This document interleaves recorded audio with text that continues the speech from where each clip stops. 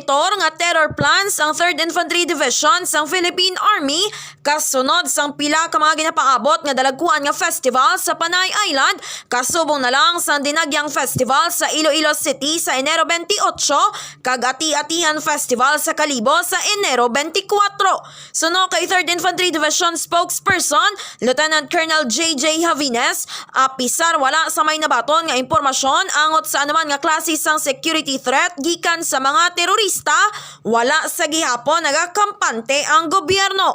Dugang pasang natungdan, kasunod sang kaso sang pagpamomba sa Marawi City, ginaistriktuhan man sang Philippine Army ang ila monitoring sa mga lugar sa Panay in coordination sa mga local PNP units agod mapasiguro ang safety sang tanan. Gapasalig naman ang Armed Forces of the Philippines nga magabulig sa kapulisan agod masiguro ang seguridad sa tagsa-tagsa para sa palabuton nga Dinagyang Festival.